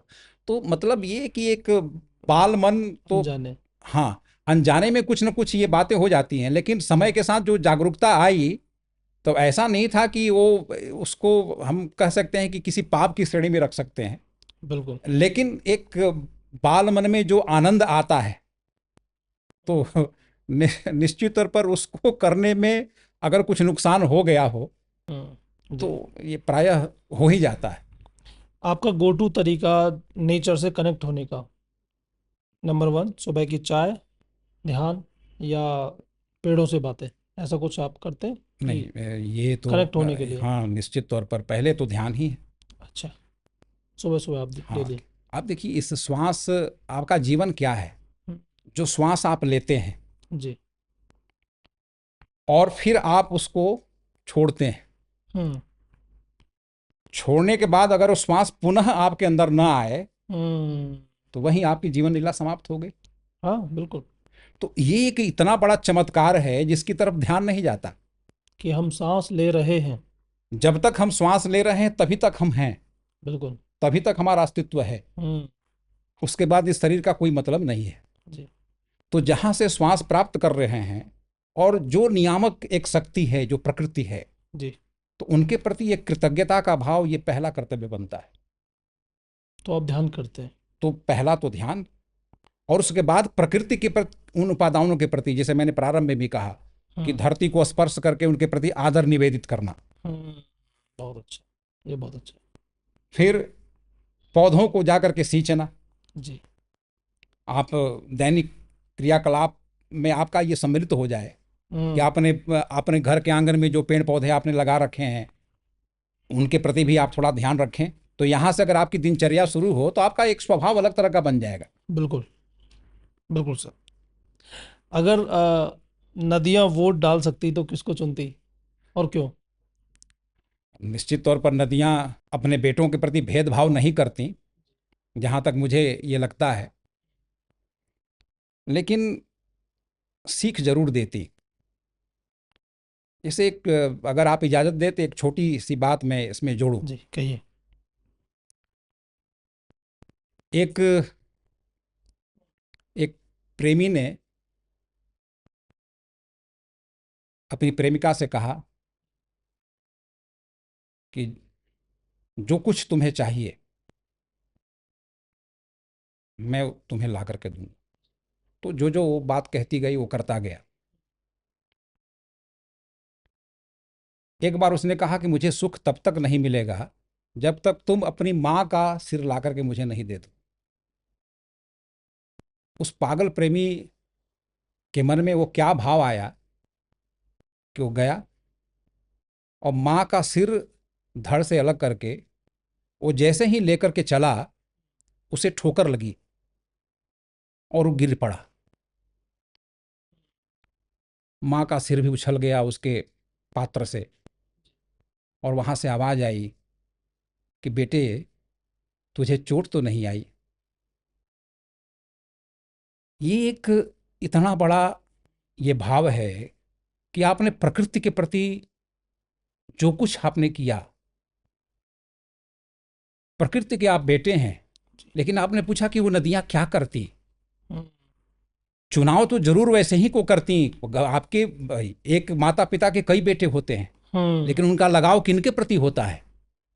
उन्हीं के प्रति होता है जो सदकर्मों के प्रति आग्रही होते हैं, जो सही रास्ते पर चलते हैं, उनको जी थोड़ा ज़्यादा प्यार करते हैं। लेकिन बिल्कुल। ऐसा भी नहीं होता है कि दूसरे को हमेशा दुत्कारते रहते हैं। अगर उनको डांटने का भी प्रयत्न होता है तो इसलिए डांटते हैं कि ताकि वो ठीक रास्ते पर आ जाएं, सुधर जाए। सुधर जाएं। तो चुनाव तो आपका जो प्रश्न था, नदियाँ उन्हीं का करती हैं जो नदियों को सहजता से, सहज प्रवाह के साथ वो बने हुए हैं, जी उनको प्रदूषित नहीं कर रहे हैं, उनको जीवनदायिनी बनाने में अपना सहयोग दे रहे हैं। बिल्कुल। एक चीज़ जो लोग करते हैं पेड़ लगाने के नाम पर, बट वो बिल्कुल गलत है। ऐसा क्या कोई चीज़ है? हाँ, देखिए, एक तो आपने प्रारंभ में ही आपने कहा कि वो अ, फोटो सेशन हो जाता है, दिखावा हो जाता है। हाँ। तो यहाँ तो मैं ये आग्रह करूँगा जी कि पौधे का रोपण हो, लेकिन उसके साथ साथ उसके संरक्षण का, संवर्धन का संकल्प भी हो। बिल्कुल। जी ये बात जब तक नहीं होगी तो ये सारे प्रयास निरर्थक फिर साबित होंगे। बिल्कुल। अगर पृथ्वी आपके बच्चे की तरह होती तो उसे आप किस चीज़ के लिए डांटते? तो अभी तो मैंने ये व्याख्या की कि ये प्रकृति हमारी माँ है। आपने प्रश्न कर दिया कि अगर बच्चा होता। ये लिख के दिया है अब। लेकिन जी। फिर भी हम्म। मैं तो ये कहना चाहूँगा कि अगर हाँ, ये पृथ्वी, ये प्रकृति हमारे बच्चे की तरह अगर होती जी। तो मैं उसके तकलीफ को देख देख करके मैं कुंठित हो रहा होता। डांटते नहीं। और मैं शायद डांटता भी तो मैं ये कहता हम्म। कि तुम इतना बर्दाश्त कैसे कर रहे हो, पूछते आप उससे। हम्म। कि तुम बर्दाश्त नहीं करो, ताकि इन लोगों को कुछ सबक भी मिले। ये फिर से लोग तुम्हारे महत्व को समझें, हम्म। उनको ये महसूस हो कि मैं जो कर रहा था वो गलत कर रहा था। बिल्कुल। एक और सवाल है सर, लास्ट। एक इंडियन त्योहार जिसे आप पूरी तरह ग्रीन कर देना चाहते हैं? ये तो हम लोगों के बहुत सारे त्यौहार प्रकृति से ही जुड़े हुए हैं, लेकिन अगर आप देखें तो मैं विशेष आग्रह करना चाहूँगा। जैसे दीपावली का पर्व है, दीपोत्सव का है, दियों का जलाया जाना, दीपोत्सव मनाना, वो प्रकृति को बहुत कुछ देता है, प्रकाशमान बनाता है। उस तरह के जो बैक्टीरियाज हैं, जो वातावरण में हानिकारक तत्व हैं, उनसे मुक्ति मिलती है, एक अंदर उमंग आता है, उत्साह आता है। लेकिन आपने हरियाली की बात की, तो आप अगर दीपावली में जो आप साफ सफाई का जो कार्य करते हैं,